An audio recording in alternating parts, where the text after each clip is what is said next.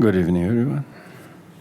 We'll get started. We'll first do the refuge and generation of bodhicitta, because cultivation of merit and with merit is the foundation to realize wisdom, either intellectually or, even meditatively. So that's what we're going to do this prayer.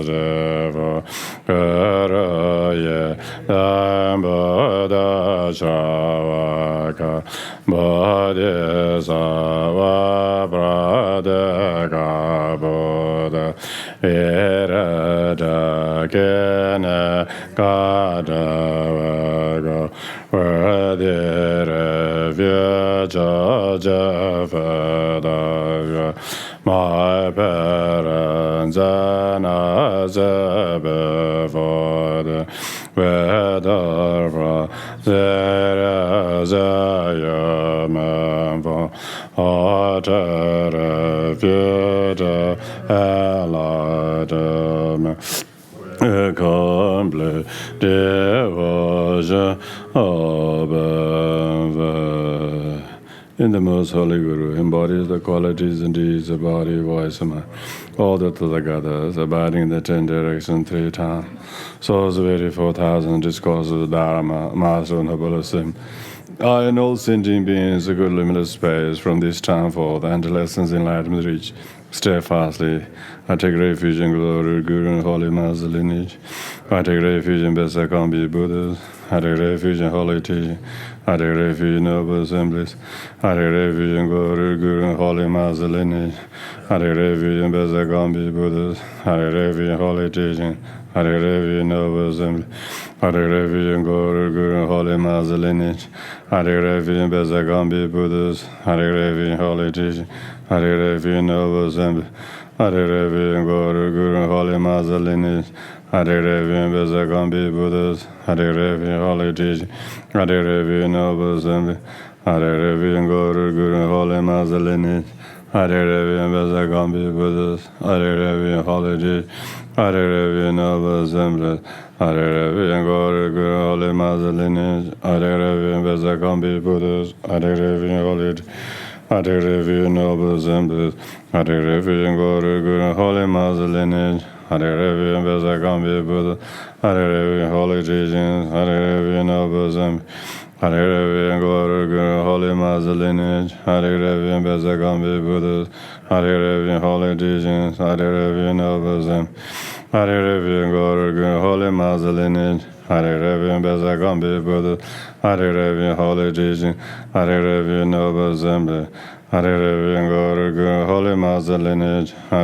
in Besagambi Buddha.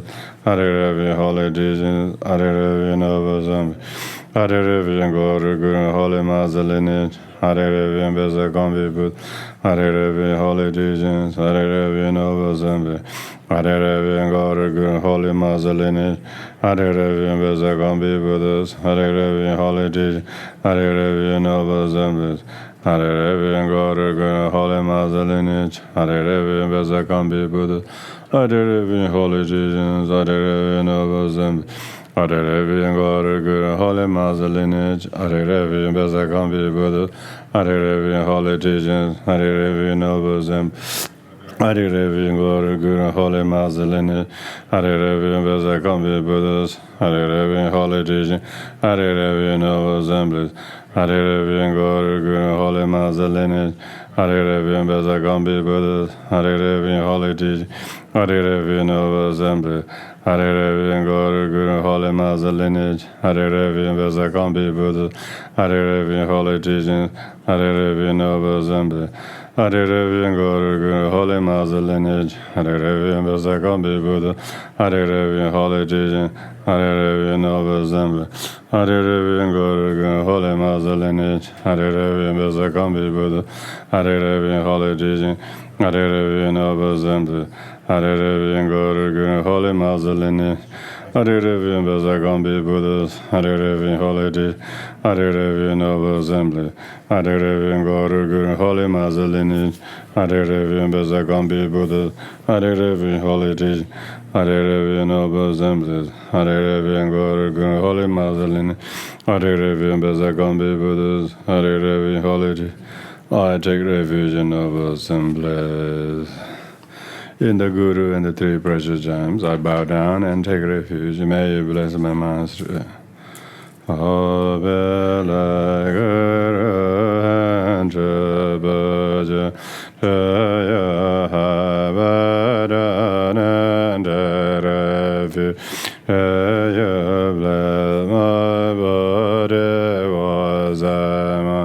And also each and every being, bless my mind to turn to the Dhamma.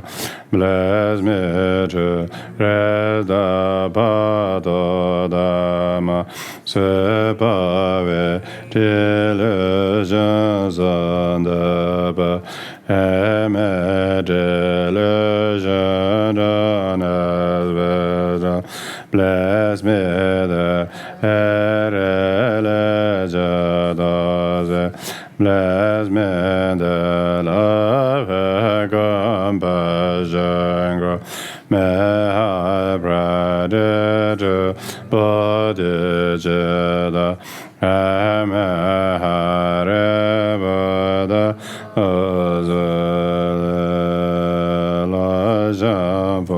From the refuge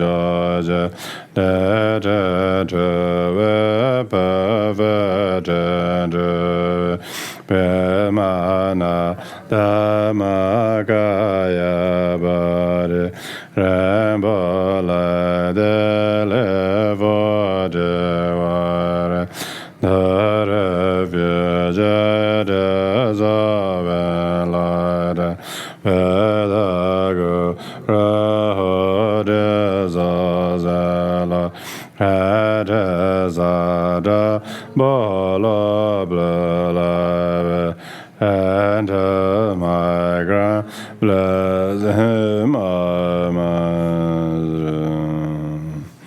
Consider that the clarity of mind is the Sangha, empty aspects of holy Dharma, the combination of the two is the Buddha, its nature which is a non-differentiated of the three is the Guru. For as long as possible, meditate on this.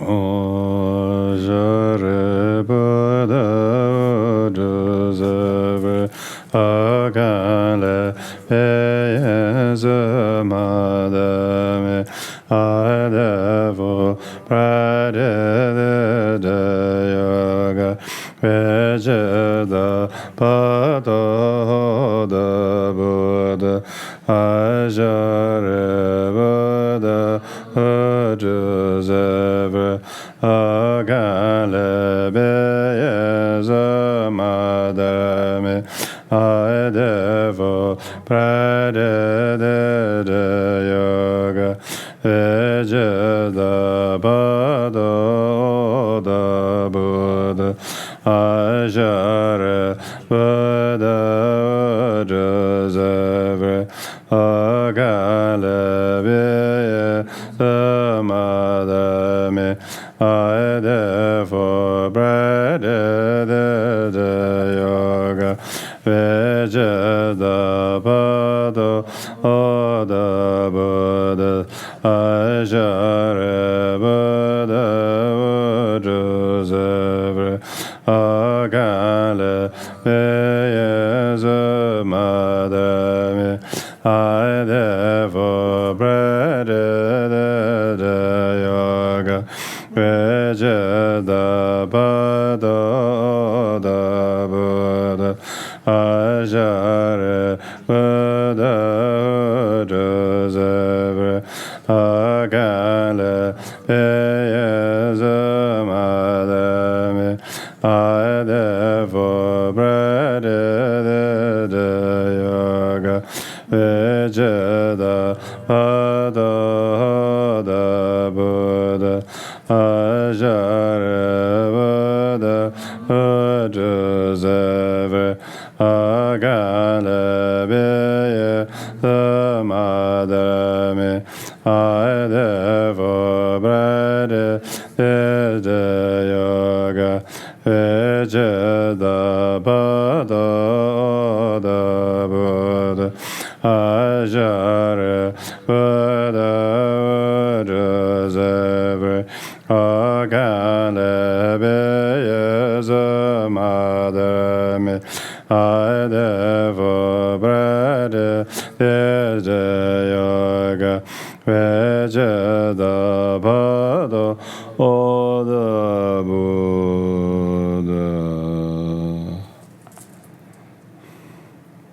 So we're now currently looking at the wisdom chapter the teaching on which it makes us to look at things with more wisdom than what appears on the surface. Wisdom requires penetration and needs to unveil the appearances, and thus being able to understand that the ultimate meaning in spite of the relative reality.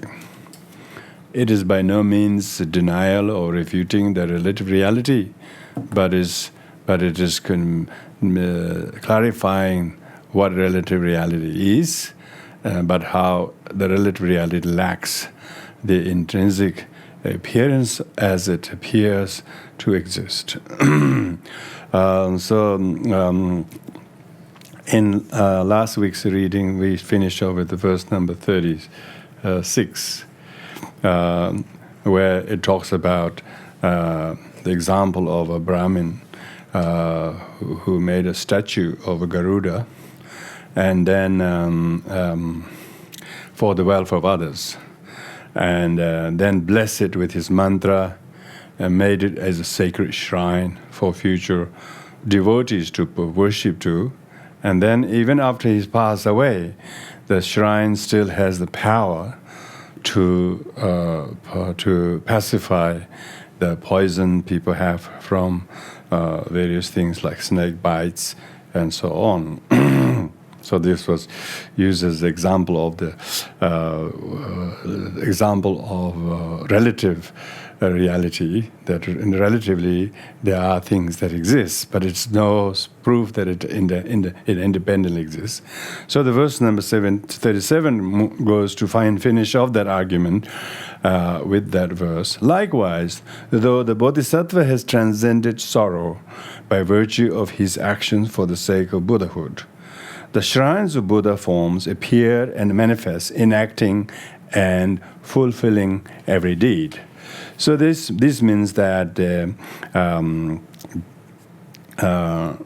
shrine, or like the pillar, shrine of Buddha's body is produced in accordance with the to train new trainee bodhisattvas to cultivate meritorious practices, and the deeds are therefore performed.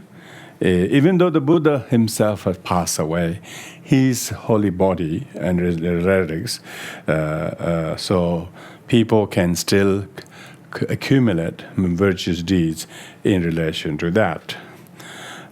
So that mainly is talking about how activities are performed, even the actor ceases. So the karma, that even though maybe the person passes away, his karma doesn't get erased. And now I'm moving to the slightly next point is how merit is also accomplished, even if there is no conceptual thought. So this is verse number 38 and 39, both of these two verses. 38 says, "But how, you ask, can offering made to beings freed from all discursiveness give fruit?" So this verse number 38, first part of that, asks how conceptualizing has vanished from the mind of the Tathagata. How could it be helpful if worship to such a thing? So meaning the Buddha has ceased, but how could an individual perform virtue even though Buddha has ceased? So then it goes to say, it is said that whether Buddha lives or pass beyond, the offering made to them have equal merit. So the meaning that it is still beneficial, because it is said that there's just as much value in worshipping our Buddha while he is present on earth as there is in worshipping the relics of such a being after he has passed away. So therefore, the benefit of the paying homage to the Buddha, whether Buddha is alive or deceased, still exists. We could say the same thing as if you make a more, when someone we love has passed away, even though they are not there, but we do something in their memory, we feel good, isn't it? We feel good as we honor them, So therefore, it doesn't mean the good that we produce will cease to exist. Now, this is mainly an argument against the mind-only school, the realist school, who thinks there's something either need to exist on its own or not. So here, this is more of an argument along that. Verse number 39 goes to argue, said, whether you assert the relative or ultimate, because now this is Madhyamika arguing against the mind-only school. When it says, whether you assert the relative or ultimate, the scriptures say that the merit will result. Merit will be gained regardless of the Buddha's true or relative existence. So this is Madhyamika saying, I maintain that merit that accrue from worshipping the awakened being exists merely conventionally. So we're talking about, it's only conventionally there is a merit in honoring the Buddha. And of course, ultimately, even the Buddha doesn't exist. So how could the merit making itself exist? You assert that it is truly existing because you assert as the Buddha is truly existing. Either way, we agree that there is benefit in worshipping a Buddha who has passed away into nirvana. For example, the mind-only school believe that it is fruitful to worship a truly existing Buddha. Because if you say the mind-only, if you say the mind-only school, that the Buddha's mind is ever present, so to speak. So worshipping to that, you think is beneficial. I believe, so this is mind-only, this is Madhyamika saying, I believe that illusion-like merits are also accrued from the worship of illusion-like Buddha. So the Buddha is also illusion-like. So you also create illusion-like, because at a relative level there is a need for us to do that. But we agree that such worship is fruitful, so we don't deny that the fruitlessness of that. There is still a merit in the relative reality. So the verse number 39. 40, verse number 40 now goes to affirmation of the path of understanding ultimate emptiness. So from here on, now moving to saying that we are freed, you say, through seeing the four truths. What uses to us this view of voidness? Now, this is a little length, a little sort of very, very, very cryptic. So His Holiness Dalai Lama has got a commentary here. He says, Shantideva declared that previously it is necessary to stop grasping onto true existing and to realize emptiness. And here is an objection here. In order to become omniscient, one must realize emptiness. But such realization is not needed simply to gain liberation from cyclic existence. By cultivating the path of wisdom of Four Noble Truths, that's what they're talking about, seeing the Four Truths, with their 16 attributes, it is possible to dispel the mental affliction that are brought on by grasping onto self-sufficient, substantial personal identity. But subduing such affliction, one can attain liberation, so there is no need to meditate on emptiness. Moreover, the view of emptiness that is included among the 16 attributes of Four Noble Truths is declared to be liberating path of wisdom. The other attributes are said to be preparatory paths. So that's talking about the early stages of the Four Noble Truths. Thus, by meditating on the emptiness and identitylessness that they are included among the 16 attributes, one can attain liberation. So what is the point of meditating on emptiness? As it is set forth in the preceding verse, then this is our counter argument by the mind only, and then rebuttal for that. In the second part of that verse is but as the scriptures have themselves proclaimed, without it there is no enlightenment. So in many of the definitive discourses of the Buddha, it is said that if one grasped onto reality, lacking the view of emptiness, there is no liberation. All the stages of awakening, from the stages of stream entry to becoming an arhat, require realization of emptiness. Those sutras state people wishing to follow the spiritual path of Sarvakas and Pratyeka Buddhas and Bodhisattvas should all train in transcendental wisdom. Thus, in all three states of awakening, all three states are impossible without realization of emptiness. So that it's mainly talking about the need to realize emptiness to gain any of the higher realizations. So that's a general overview. Now the detailed sort of argument coming along that how the Mahayana teaching is because these days this is between Mahayana and non-Mahayana Buddhist schools, like some Theravadan schools probably reject Mahayana as being not Mahayana Buddhist teachings. So therefore, the verse number 41 says, you say that Mahayana has no certainty. But how do you substantiate your own tradition? So this is talking about the Sarvakas. Some certain Theravadan schools in the old days argue that the scriptures that you mentioned, cited above, are Mahayana sources. But it's doubtful whether those are Buddha's words.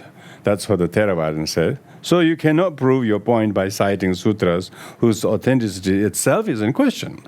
So, fair enough.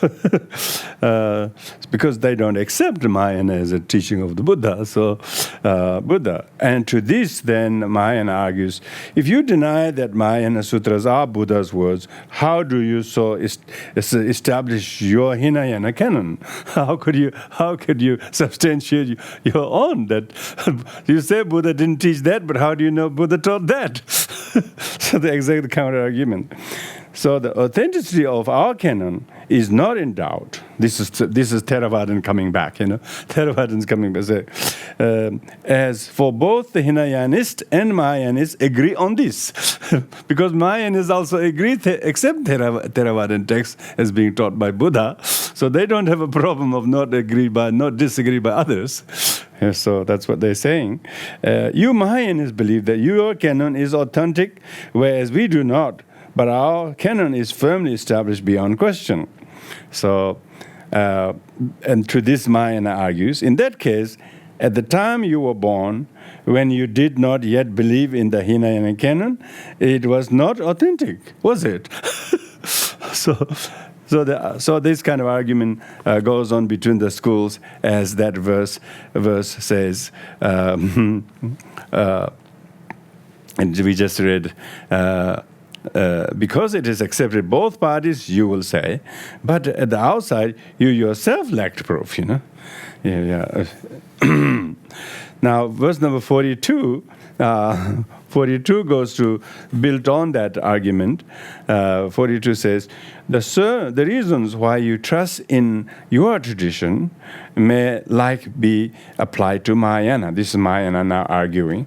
Because the criteria for establishing certain teachings as being Buddha's words are, 1, the guidance contained in them permitted in the Vinaya. 2, they relate to the sutras. 3, they relate to and are not incompatible with Abhidharma. So those 3 criteria are satisfied for the Mahayana canon. If one assumes the authenticity of the Hinayana canon simply on the grounds that 2 parties, Hinayana and Mahayana, agreed on this, then the Vedas would also be the truth. So this is arguing. Kind of arguing, saying that Vedas and rest are also true. To this, Of course, they're not accepting that argument. And then the Theravadan comes back saying, Mahayana is at fault, you say, because it is contested. As the Mahayana is rejected since its authenticity is contested. And then, but by non-Buddhists, are your scriptures also questioned, while other Buddhist schools impugn and spurn them. Therefore, your tradition you must now abandon. So, talking about, one might take the position that Mahayana canon should be rejected, as it is contested by the Hinayanis. But that is a poor reason, Mahayana argue. The validity of the Hinayana canon as a whole is accepted by some and rejected by others. Moreover, non-Buddhists do not believe in the Buddhist scriptures. So validity of Hinayana canon is also contested because yours are not accepted by many others. I mean, because non-Buddhists are probably more. So all the non-Buddhists accept any of these things. So disagreement also occurs within your own schools. And thus, the contention that Mahayana scriptures are not Buddha's word is not only a contemporary issue. Arguments for the authenticity of Mahayana are found in Shantideva's writings, in Nagarjuna's writings, as well as Maitreya ornament of the sutras. The fact that the authenticity has been contested is quite understandable. In the Mahayana sutras, many extraordinary mysteries are discussed which minds of ordinary beings like ourselves cannot fathom. When one fails to comprehend such explanations, one tends to doubt their validity. Nevertheless, if only the Hinayana and not Mahayana sutras were Buddha's teaching, then Buddhist spirituality would be impoverished by the absence of the latter. Moreover, if the Mahayana canon were not Buddha's teaching, then one would ask whether it is possible to attain omniscience or not by means of 37 elements, 37 factors of enlightenment mentioned in the Theravada path. Even the Hinayana scriptures acknowledge the different spiritual path of a listener, solitary realizer, and of a bodhisattva. How does one proceed on a bodhisattva path? You mentioned it yourself. How is the awakening Buddha experience? It would be exceedingly difficult to set out on that path solely on the basis of Hinayana scriptures without a Mahayana. And so on. So the Mahayana argues, His Holiness gives a very lengthy commentary on that particular section. Then moving on to the next verse number 44. And it says, the true monk is the very root of Dharma, but difficult it is to be a monk indeed. And hard it is for minds enmeshed in thoughts to pass beyond the bonds of suffering. So now, this begins a logical argument of authenticity of Mahayana. Without the view of emptiness, as it is revealed in the Mahayana Sutra, it is impossible to attain any of the three states of awakening.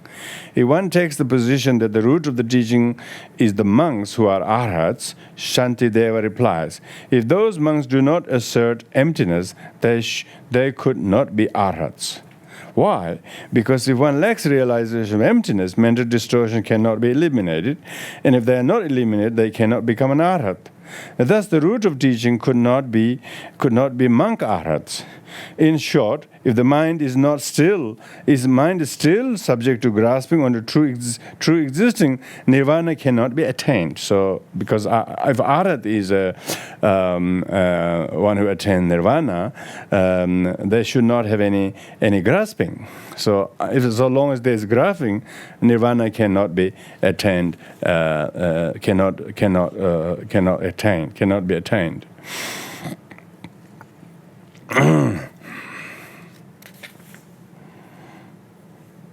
So this is talking about, and then moves on to talk about the consequences of being harmed by karma. You say that there is liberation in the instant that defilements are entirely forsaken. Yet those who from defilements are set free continue to display the influence of karma. So this is an argument between the Shravakas. The Shravaka, which mainly, more specifically by Vaisika school, which is one of the Theravadan schools, those monks would indeed be arhats, for by meditating on the 16 attributes, 4 noble truths you mentioned, as explained in the treatises, the mental distortion can be eliminated, and by eliminating them, liberation is gained. So that's Shravaka monks argue. To this, the Madhyamika answers, so that isn't correct. You maintain that the subtle state of mind that grasps onto intrinsic nature of entities is in accord with reality. You fundamentally assume that all entities are truly existent. You believe that it is realistic to apprehend phenomena according to the way they appear, as they truly exist. You explain mental distortions such as attachment and hostility in terms of those that are produced by grasping onto self-sufficient substantial self. Those are far grosser mental distortion than those resulting grasping onto true existence. Merely eliminating gross mental distortion, explained in Abhidhamma, entails a temporary eradication of the distortion that is insufficient to become an arhat. So this is the Madhyamika arguing. Because these gross distortions are isolated from certain conditions, they do not arise. However, subtle attachment and hostility resulting from subtle grasping onto true existence are not even temporarily suppressed. They are active, and as a result, tainted action is accumulated by that degree of craving and grasping. That power of tainted action is seen both by reasoning and on the lack of on the basis of the scripture authority. There are a few points in this says there are a few people in Burma nowadays who are regarded as arhats. His Holiness says, now I'm able to gauge their level of realization by my opinion is that they have temporarily suppressed the active mental distortion that are explained in Abhidhamma. As a result, gross attachment and hostility do not arise, and for that reason, they are widely regarded as arhats. If they realize subtle emptiness, they would indeed be actual arhats. If not, they would be arhat as described in Abhidharma. But in terms of the Madhyamika system that considers grasping onto true existence as a mental distortion, they would not be arhats. So, talking about subtle and gross difference in the realization of realization. So this then moves only for a while, you say, for it is certain that the cause of rebirth craving is exhausted.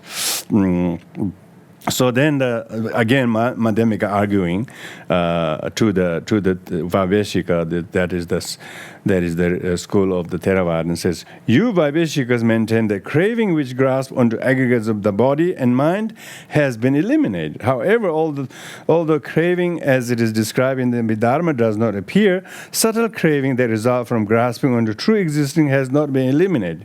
It too is a mental affliction.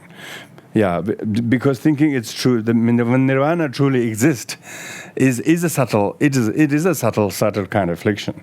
According to your system, there is a twofold classification of confusion. One is a mental distortion, and other is not.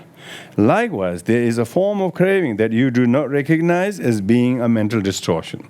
So they say that you don't realize there is a distortion that you don't realize is a distortion.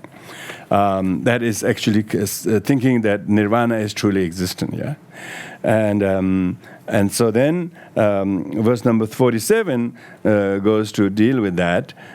This craving is produced by virtue of sensation, and sensation this by surely have. The concept lingers still within the minds, and it is to these concepts that they cling.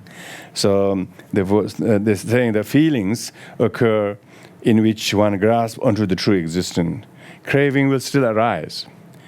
As long as one grasps onto the true existence of the object, which is the nirvana, the mental distortion of craving will continue to arise. This is the Madhyamika's strong argument that one who grasps onto nirvana as truly existing still have the subtle grasping, subtle grasping, meaning they haven't realized the emptiness of phenomena. Because nirvana is a phenomena. They may have realized emptiness self to some degree, but what they have gained seem to be truly exist. Yeah? So then, verse number 48 goes to consequences of recurring. 48, where it says, the mind that has not realized voidness, as they've been mentioned, may be halted, but will once again arise. So he's talking about all the trance, they may look good on the surface, but they're only for a certain period of time. Just as from a non-perceptual absorption, therefore voidness must be cultivated. So because as long as one lacks the realization of emptiness, the active occurrence of mental distortion or fetters may be temporarily suspended, but when the appropriate conditions are eventually encountered, they will arise again. As a result of non-consciousness meditative equipoise, gross mental distortion temporarily do not manifest, but they reoccur when contributing circumstances are met. Likewise, as long as one has not eliminated subtle grasping onto true existing by realizing subtle emptiness, even though gross distortion are temporarily suspended, they will arise again when the appropriate conditions are met. Thus, one should definitely meditate on emptiness.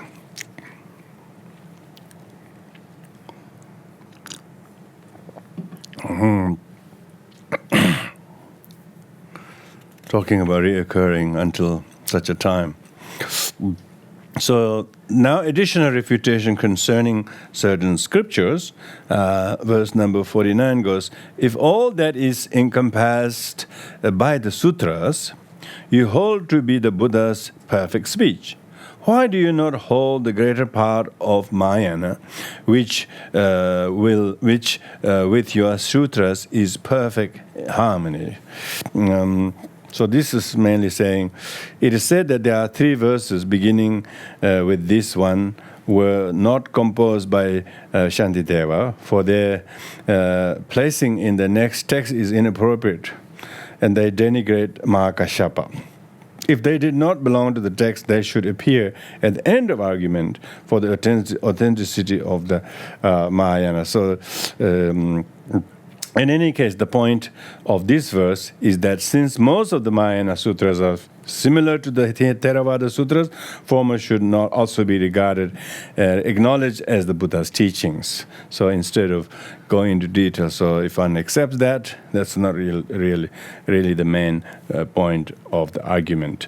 So the verse number 50 then moves on to say, if due to a single jarring element, the whole is held to be at fault, how might not a single point in accord with the sutras vindicate the rest of the Buddha's teachings? So this is talking about if one concludes that all the Mahayana sutras are corrupt on the ground that one of them does not meet the criteria of being Buddha's words, then one would equally claim that all are authentic on the grounds that one of them meets with the criteria. So I think mind is very complicated. I can't even get it. We must be not so complicated. So when you don't get into the head of the dialectics, His Holiness Dalai Lama, of course, quite a lot of commentators when they write on commentary on Shantidevas, they really hesitate dealing with this chapter. And you can see why. And then His Holiness wrote this one commentary on this very chapter that he taught in Switzerland a few years ago, not many years ago, and quite a few people worked this together. So actually, it's a very, very good read for this very chapter. how the demonstrated result is now accomplished. Verse number 52 goes to linger and abide within samsara, but freed from every craving and from every fear. To work for the benefit of those who ignorantly suffer, such is the fruit of the emptiness will bear. A person who has realized emptiness does not remain in the cycle of existence due to attachment or power of mental distortion and actions conditioned by them. So a person who realizes emptiness wouldn't live in the samsara.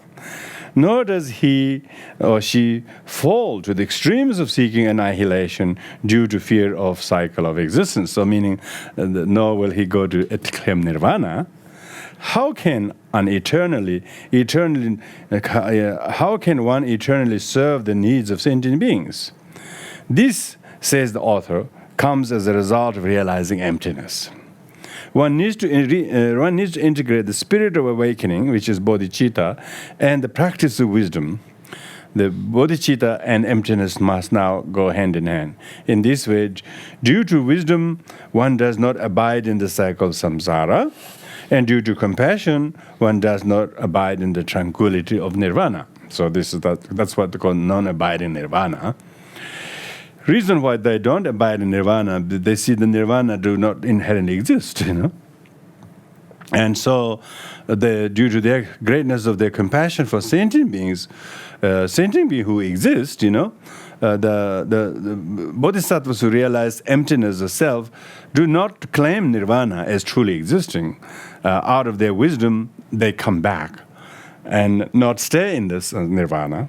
With those two qualities, it is said, it is possible to serve the needs of sentient beings forever. That's the bodhicitta, really. Bodhicitta is not until all beings have reached enlightenment. This seems to imply that great compassion is also a fruit of realizing emptiness. Indeed. Now, there is no great compassion unless we realize emptiness. When you realize emptiness of self, then we have even great compassion to sentient beings because they suffer largely by not realizing emptiness.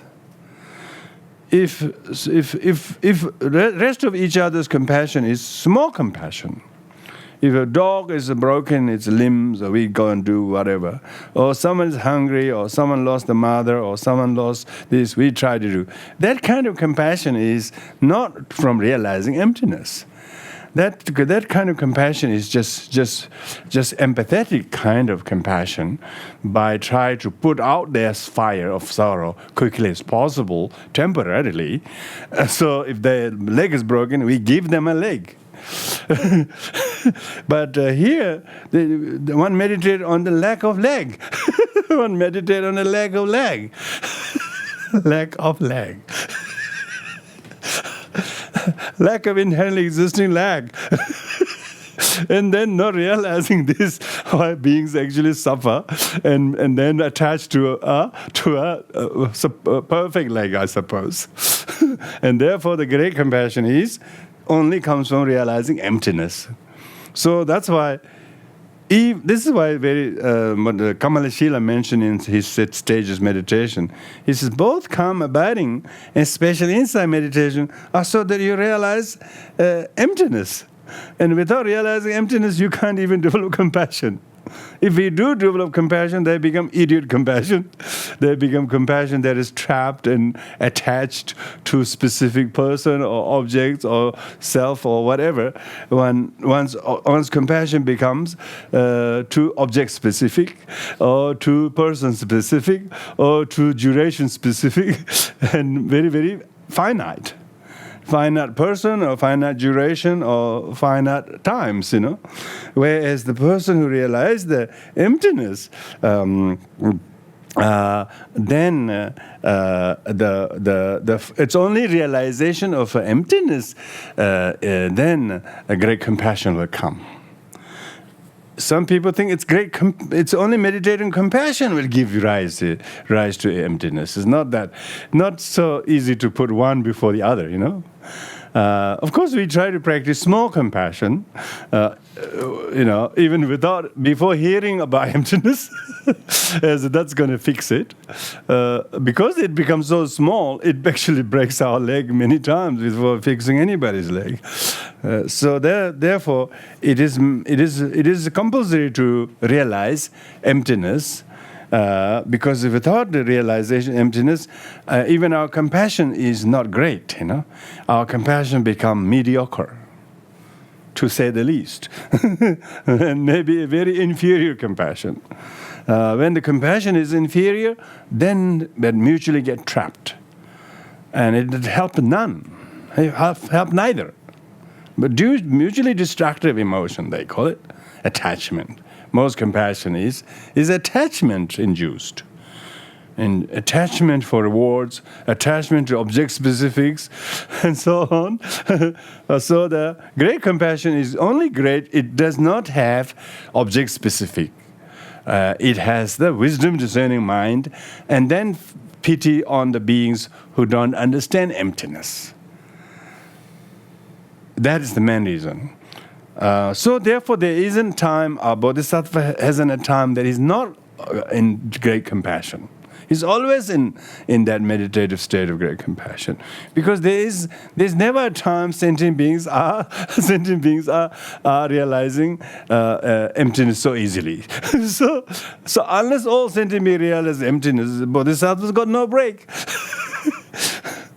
So therefore, the incessant practice of the Bodhisattva is when his or her realization of emptiness boosts. That's what Vajrayana is called very skillfulness or swift path, because Vajrayana practice accompanies or combines, unites the meditation on calm abiding and special insight.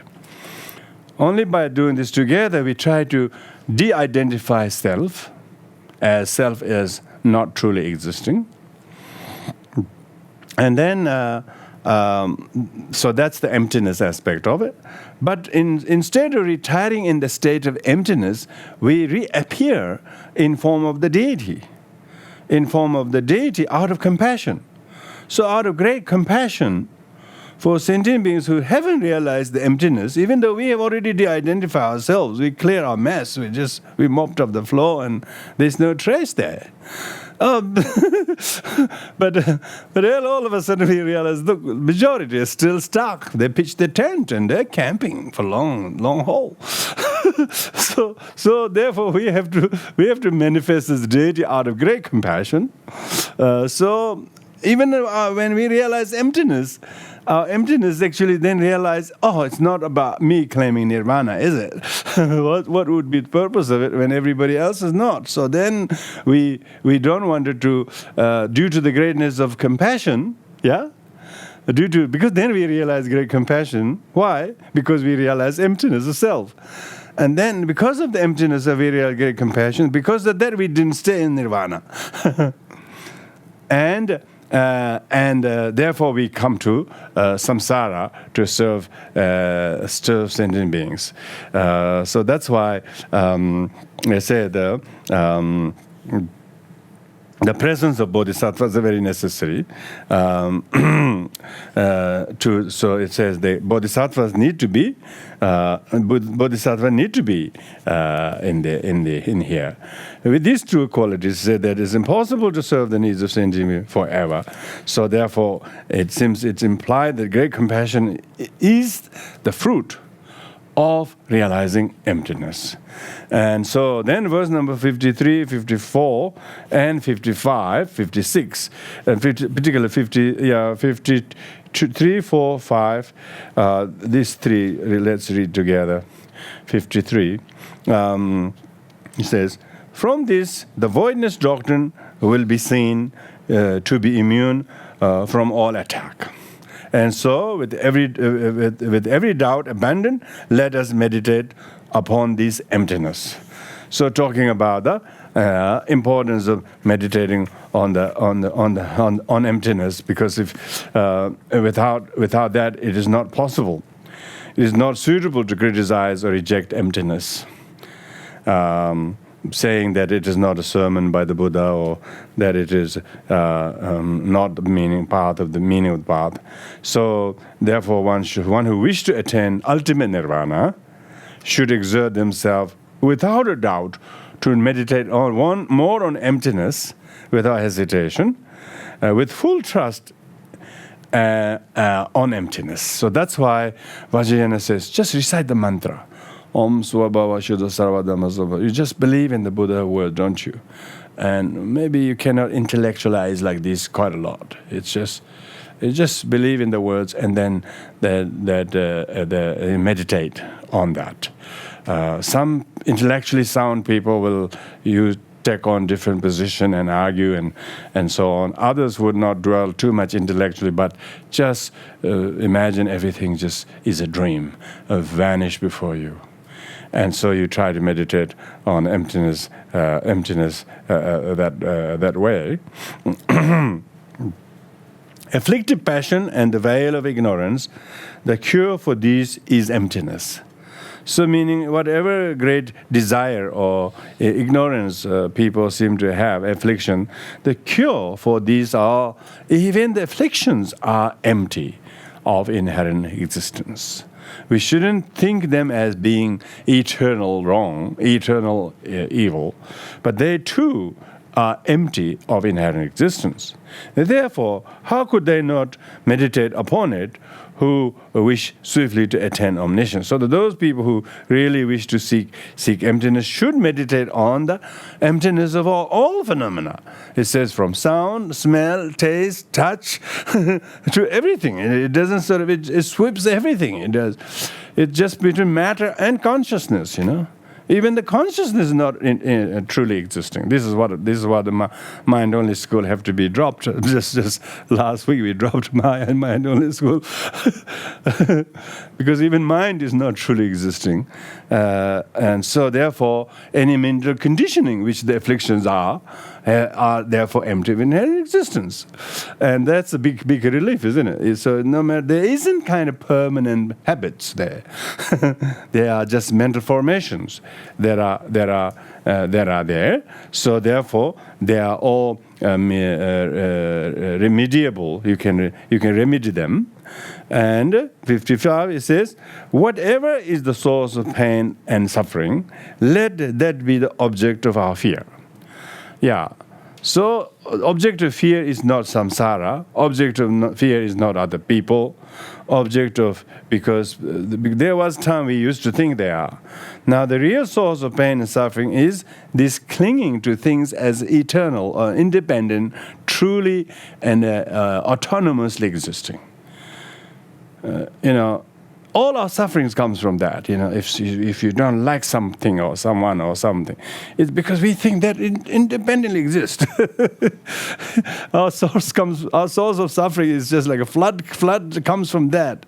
We think he is the one, or this is the one. So we don't realize, we don't know how to fear this wrong view. We fear the object. We don't realize that our grasping is the cause of fear, cause of this insecurity. But voidness will allay all our enemies. The voidness will allay all our enemies and sorrow. How could it not be for us a thing of dread? So, verse number 55 goes to say that, as explained above, grasping onto true existence acts as the basis for the occurrence of attachment, hostility, and all sorrows. Not attachment, grasping attachment to anything. Yeah, even to Madhyamika. It doesn't say grasping to anything is bad except Madhyamika. Even Madhyamika is empty of inherent existence. Not that we have to say that very much, because we barely heard about it. Just so there's no lot of danger of us grasping onto it, because we hardly know it is such a useful thing. But so useful, if you grasp to it, it is not. So one may fear such grasping, which produce suffering. If you do, that then sometimes people think, all of a sudden they realize, and when they have problem, they say, look, I'm grasping again. It's not because I'm attacked again. Usually we used to think I'm attacked, Now it's nobody attacking anybody. I'm grasping again. And then you can see the suffering is produced because there's grasping, But it is inappropriate to dread realization of emptiness, which is the very antidote. But ordinary people are frightened of emptiness. They're afraid of medicine, They're just addicted to the drug. They're afraid of medicine. They don't want to go near medicine, So there's emptiness stuff, then went above over my head, people said. So he says all the time, look, if he says, if we don't talk emptiness, nobody does it, he says. And he says, this is the very thing that will pulverize the whole mountain of samsara. This is the machine that can pulverize samsara's amount of suffering. But yet most people are afraid of this as doing the exact opposite. And lots of people, when they're going to get the real doctor, they run away from the doctor. Where they got addicted, or then they go there every Friday or whatever. that is harmful. They're going very willingly every day. When they're going to sort of get recovered from that and treatment, then they dread that. So emptiness is the very antidote, which can pacify all that suffering. All that suffering. Meditation on emptiness,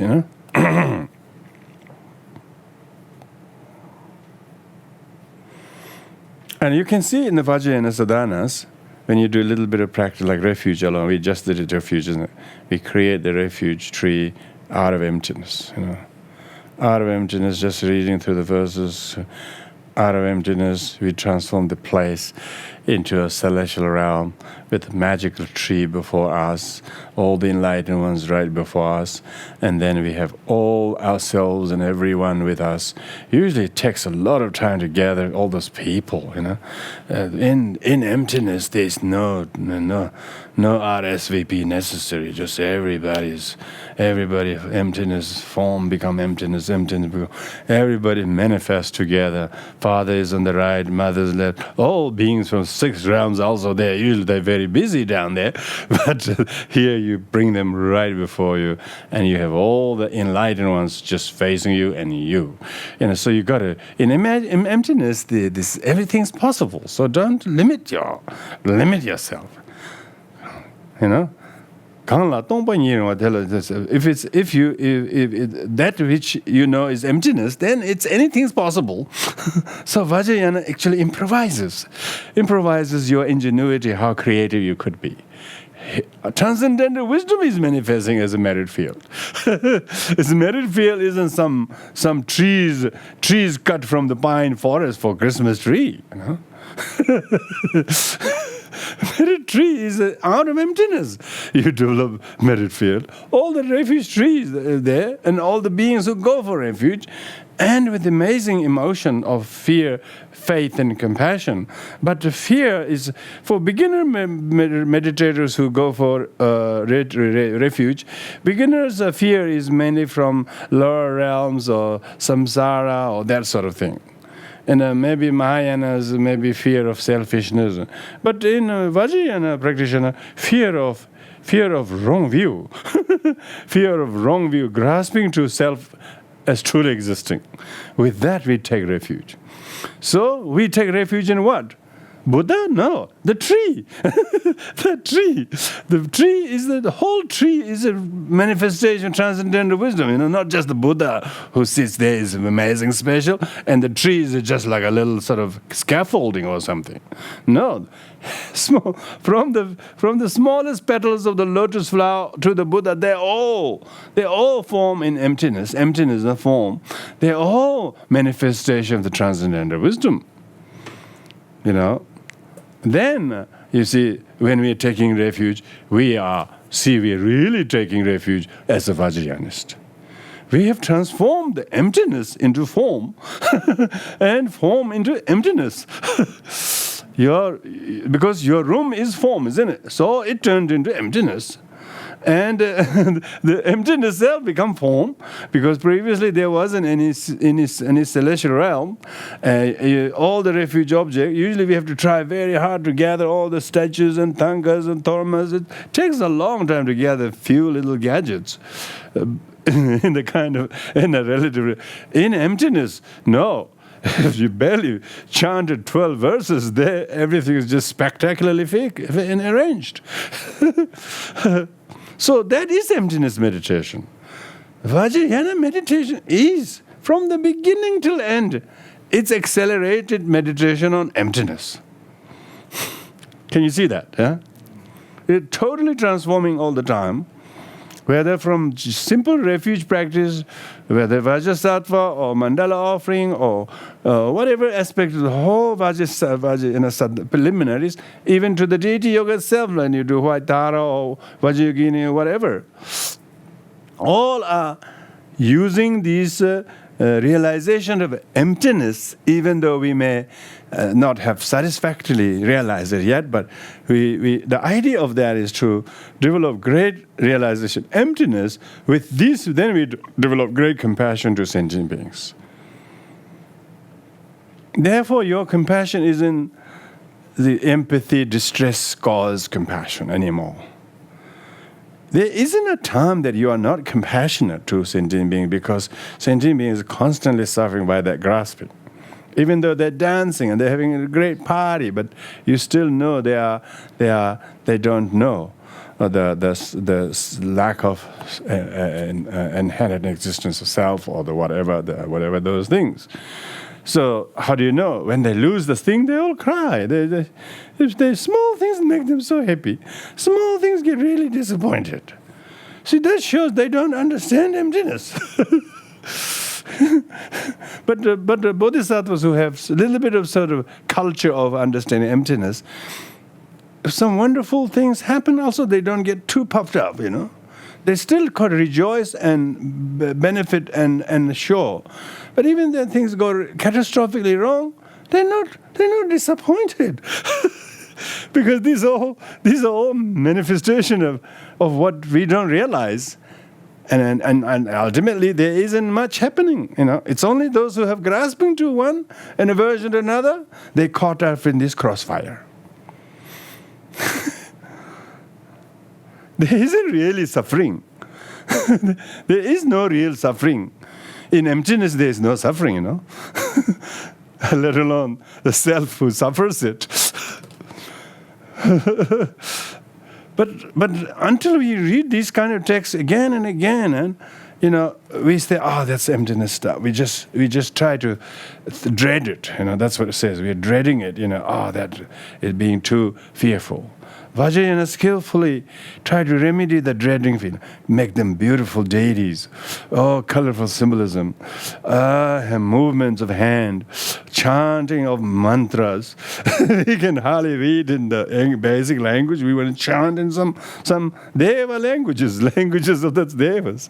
It's amazing. It's just put everybody in speaking tongue and put in a very meditative state once they do Vajrayana stuff. You do 4-hour session, you wouldn't know how the time went. Vajrayana is very skillful. It totally teaches you the emptiness of time. But when you try to do the normal practice, after 10 minutes, you're already struggling, That's why Vajrayana is skillful methodology to transform these kind of dichotomies that our mind struggles a lot. So next verse number 56 is a good point. It is the verse number 56 is about how to engage in the meditation on the not only on emptiness, but two types of emptiness. Yeah, two types of emptiness. There are two types of emptiness: the emptiness of self and emptiness of phenomena. Because we realize that the Theravadan school struggles to realize emptiness of phenomena. They see the nirvana as truly existing, So therefore here, having sort of warned about the subtle, the grasping to phenomena such as nirvana, now one has to know the emptiness of self as well as phenomena. And so because the relative truth is defined as that which is merely perceived by us, but there are different interpretations of this. So therefore, to understand this, there's an overview of the whole idea of needing to realize the emptiness of self and phenomena. And so this verse number 56 deals with that. It says, if such a thing as I exists indeed, so then terrors granted will torment it. But since no self or I exists at all, what is there left for fears to terrify us? Now this is, of course, but most people do fear when they talk about emptiness straight away. When they really begin to understand emptiness, they straight away have some kind of unintentional fear, They say, am I ready for that, Oh, this is the thing we talk in class, but I'm not ready for that. Most people, it's like jumping down the cliff, I don't want to realize emptiness type of feeling. It's almost scares a bit. So therefore, it says here, if there were an I that existed by its own independent nature, I, then it at times of fear one would grasp onto that self, and attachment and hostility would arise. When ordinary person experience fear, there is attachment to the self, thinking, poor me, But if there is no self, no such self, where is there to experience fear? So therefore, the fact that we have fear means we have not realized emptiness. It doesn't mean fear because there's snake or fear because there's fire. There's fear because we haven't realized emptiness of self. So when Buddhas are enlightened, we call them fearless ones. They are fearless ones because they don't have grasping to the identity or to the body or aggregates or any of that as self. So this brings us to do the what you call to bring your attention to your practices, your daily practices. It's really Vajrayana sadhana without understanding emptiness is a little bit difficult.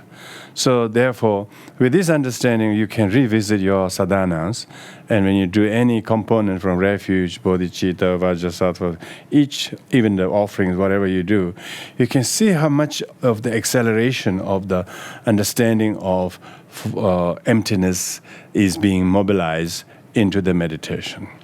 By merely reciting mantra, you dissolve into emptiness, And out of that state of emptiness, it's sort of dissolving yourself into emptiness is like unzooming you, And from that emptiness, you become a lotus petal and a moon disk. Then we are zooming that one, zooming the emptiness. When you zoom the emptiness, there's a lotus, there's a flower, then there's initial there, then hands there, the right hand, left hand, and then the deity appears. So we are zoomed ego. That's the whole thing. We are zoomed ego.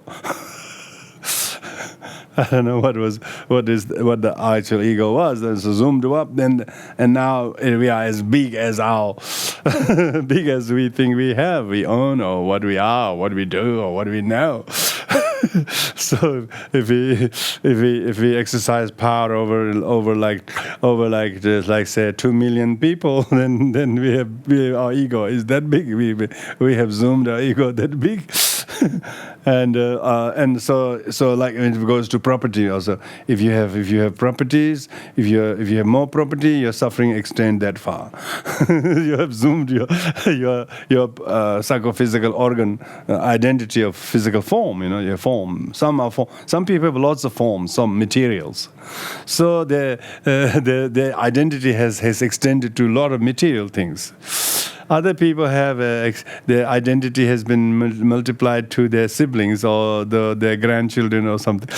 then their ego has zoomed into personalities, so on and so forth. And other people have they may be not on their own. They don't have much material things or people, but the feeling is so real. Some of them completely magnified feelings. Their feelings, they just become the huge aggregate. Others are perceptions, They're perceptions. They're perceptions. And they keep suffering their perceptions. They keep thinking what they perceive is real. And they don't realize the perceived is empty of inherent existence. And they think the perception is not incorrect. They think the perception is perceiving the object exactly as it exists from its own side. And the society also says, yes, that's right. Yes, that's not that. Only relatively that's true, but nobody tells you that's only relative, by the way. Nobody tells you, it's relative. If people use occasionally this relative thing, it makes a lot of easy. Oh, by the way, this is relatively very kind person to you. Oh, he's relatively very aggressive to you today. And then, when you relativize someone's aggression, you know that it's not independently aggressive. But our perception is that the person is like truly existing aggressive person.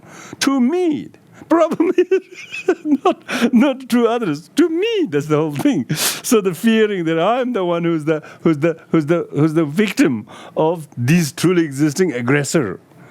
So who made this aggressor look like truly existing?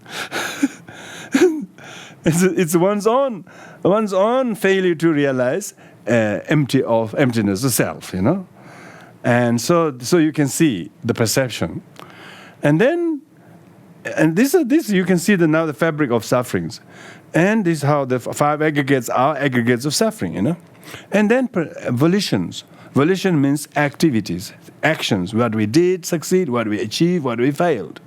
People are mourning things they suffered, they didn't do well, and they're still grieving about it. They're still despairing about it. They think it's them. They didn't do that well. They think it's them. They don't realize that failure or success is not independently your doing. It is just this. I mean, sure, your mother wrote half of the assignment. and so on, and they think they did it, Nowadays, if you can research all, it's not, if you do research, it's all be for your fingertips. It's just there. You just need to do the research, but they think it's their writing. So they get attached to their doings either as an object of attachment or as an object of aversion, of course, which is both ignorance of both. So they develop this grasping to true existence of their accomplishment or mediocre performance or failure. Or someone who didn't do this well for you, you think they are a failure to you because they let you down.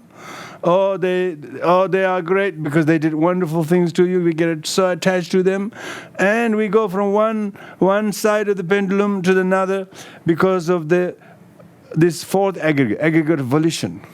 Yeah, how we get afflicted in grasping to achievements or doings or non-doings as true or real.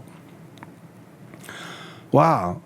And so Vajrayana try to deal with all of these things. Every time we recite Om Shunyata Jnana Vajrasobha, it deals with all the five aggregates in that mantra. All the five aggregates are emptied by this meditation. And when we read the this kind of text, it shouldn't be treated merely as a philosophical thing. Those teachings are there, philosophical knowledge, but when we do the sadhana, if we have heard this teaching before, or we read this, and then we are now try to think, made that our way of thinking, we try to reconstitute our thinking with the help of these arguments. Then all the sadhana becomes like a revelatory, Wow, these are the very remedies. These are the great emptiness meditation, so that we can realize great compassion to ourselves and to others who we usually treat with contempt. We are empowered, indeed, to develop compassion, great compassion. Only when we have great compassion to sentient beings, then we develop even more realization of emptiness. We are not intimidated by the volume of some sentient beings and their demands on us, because they are also empty of inherent existence.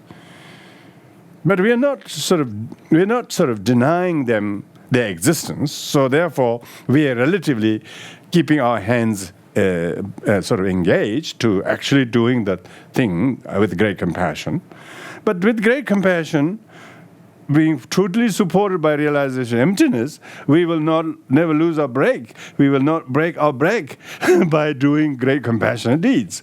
Why? Because we realize how to see them as empty of inherent existence, not only what we do, but to whom we do.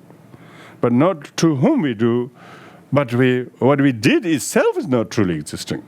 It is dependently existing for sure, but it's not independently real and true.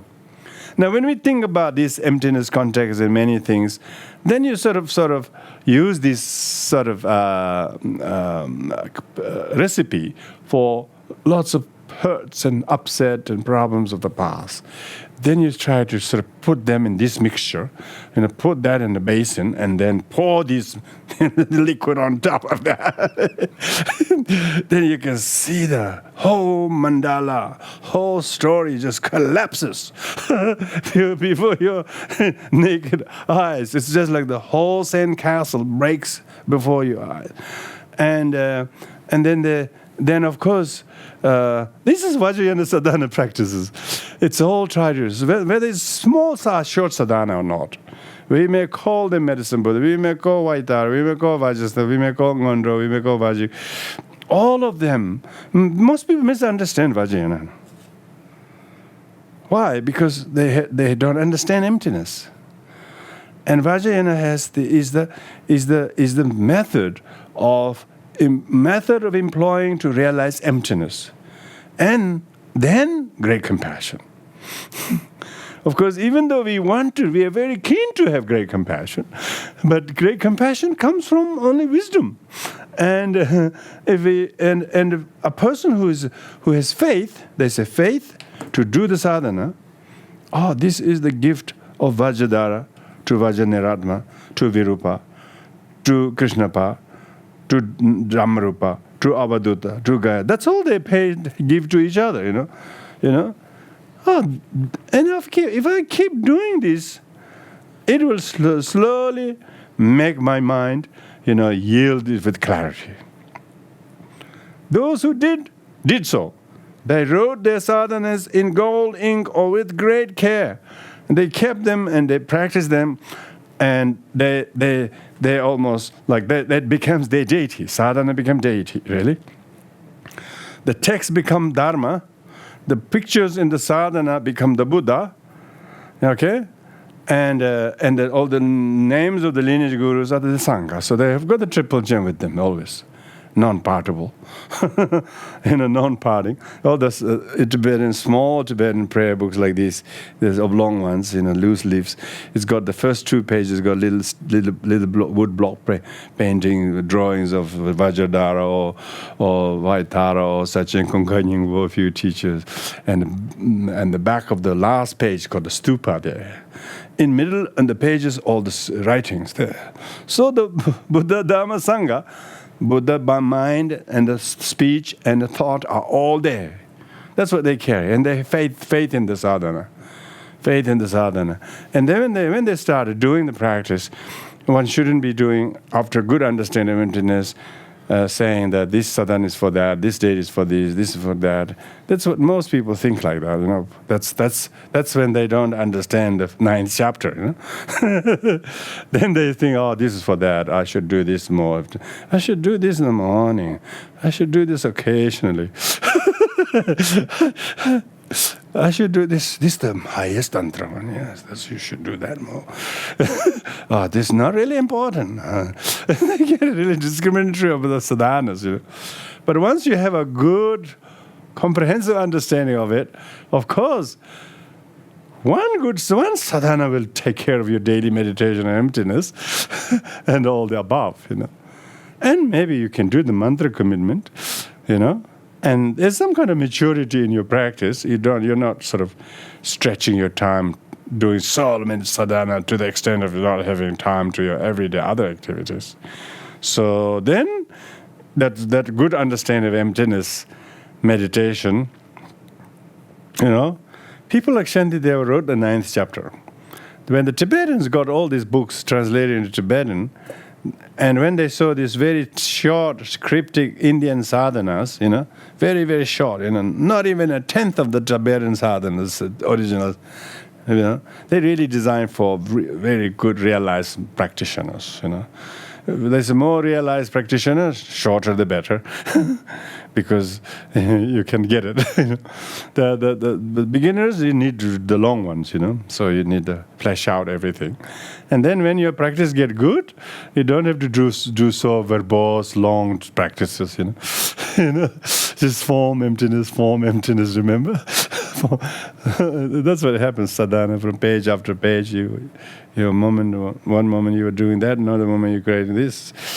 And so the flexibility of infinity of your flexibility is unmeasurable. And when you have that, then you are assuming in the form of the deity, when you do become the deity, sadhana, deity, you are appearing out of great compassion.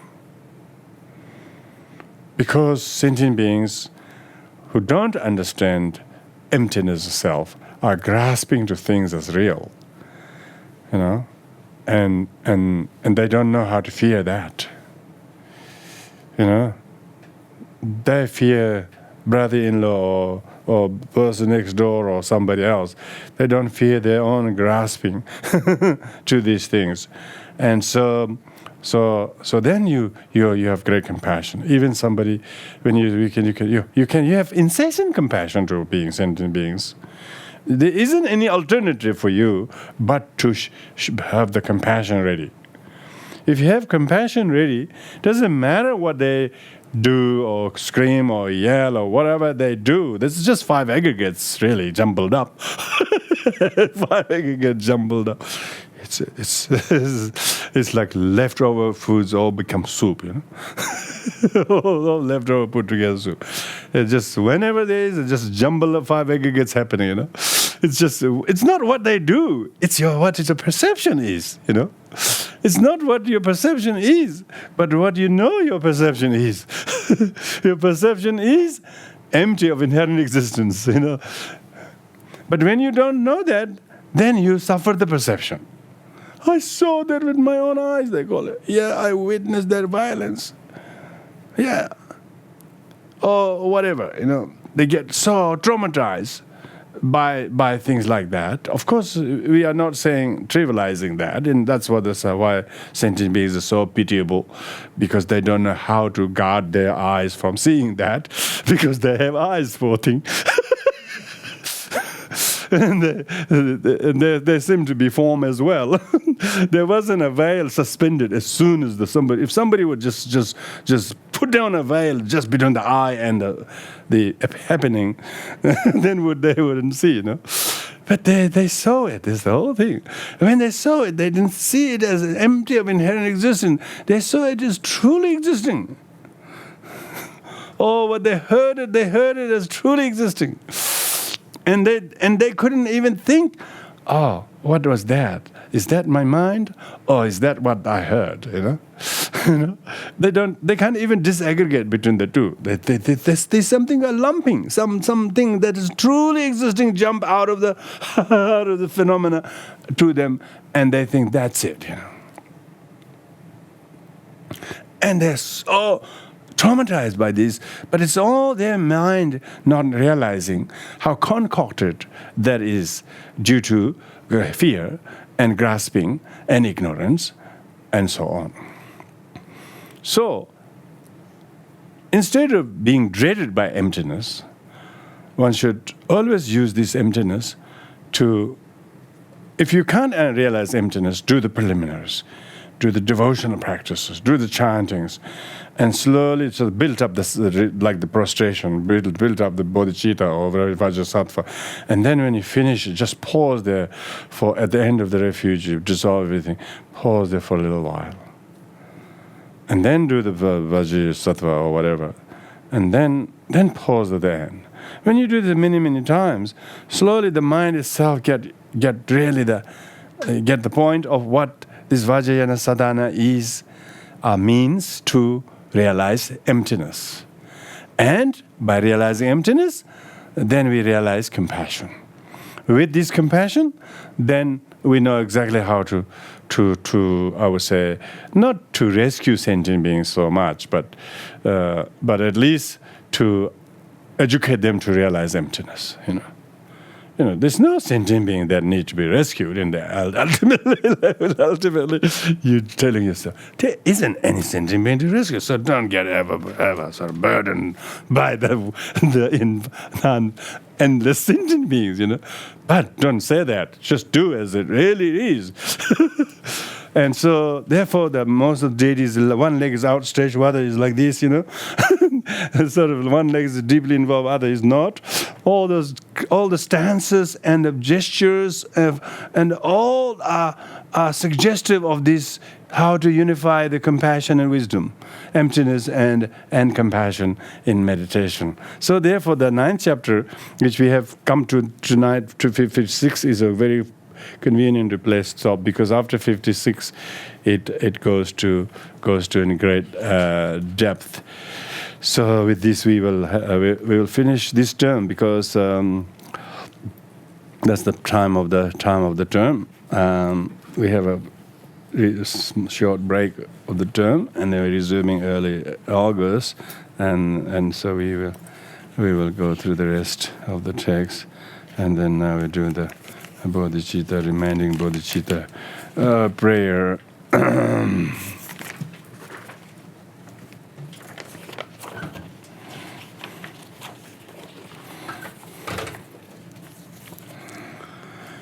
In the spiritual energy that relieves the anguish of beings in misery and places depressed beings in eternal joy, I lift up my heart and rejoice. In the goodness producing illumination, I lift up my heart and rejoice. I rejoice in the beings who have gained eternal liberation from suffering, and I rejoice in those attained to Buddhahood, as well as in their offerings, noble Bodhisattvas. In the ocean-like virtue Bodhi mind that brings joy to all beings, and in accomplishing the well-being of others, I lift up my heart and rejoice. To the Buddhas of the 10 directions, I join my hands in respect to let blaze the light of Dharma truth. For beings lost in darkness, to the Buddhas considering parinirvana, I join my hands in prayer. Do not abandon beings in sorrow, but remain to teach the countless ages. May any spiritual energy thus generated by my devotion to the enlightened ones be dedicated to dispelling the misery of living beings without exception. As long as disease afflict living beings, may I be the doctor, the medicine, and also the nurse who restore them to health. May I fall as rain to increase the harvest that must feed living beings. And in ages of dire famine, may I myself serve as food and drink. May I be an unending treasury for those desperate and forlorn. May I manifest as that they require and wish to have near them. My body, every possession, and all goodness, past, present, future, without remorse, I dedicate to the well-being of the world. Suffering is transcended by total surrender, and by the mind attains to nirvana.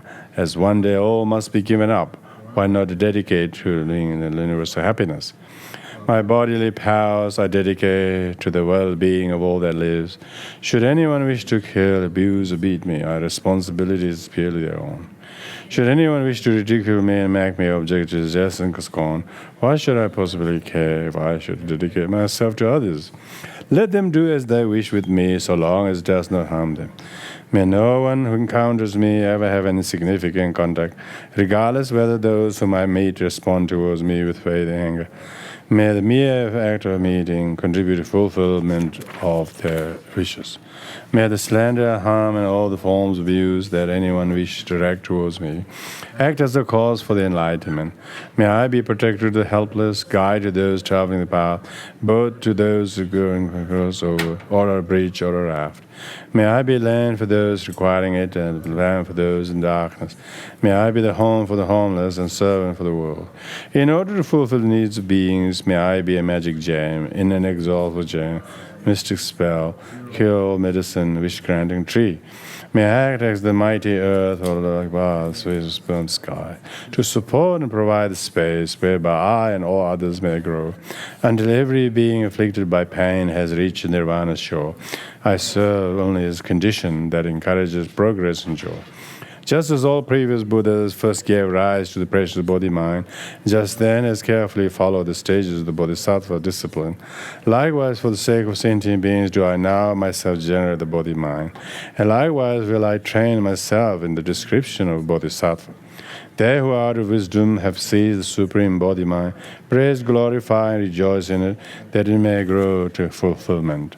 From today I reap the fruit high, having well one that have to man. Today I am the born in Buddha family, I am not a child of the Buddhas. Thus in the future I shall make every effort to live according with the Bodhisattva ways. May I know I should act as a being shame to this noble full family. Like a blind man fumbling in a garbage happens to find a rare and precious gem, likewise I have discovered the jewel of precious body-mind. Thus was found this supreme ambrosia dispel, the Lord of death, destroyer of life, and inexhaustible treasure able to cure the poverty of all sentient beings. It is the highest of medicine to quell the ills of living, and it is tree giving shade to those wandering on the paths of life. It is strong and mighty bridge by which beings can cross from life. It is a moon to shine in the mind, to clear away the plains of delusion. The body-mind is a great radiant sun to dispel the darkness unknowing, and its very essence of butter is gained from churning the milk of the Dharma. May all guests on the roads of life who would take the very substance joy. Here is the actual seed of true happiness, a veritable feast to set here the world. Thus today, in the presence of all awakened ones, I invite every living being to this festival, giving birth, immediate and lasting joy. May gods and others rejoice.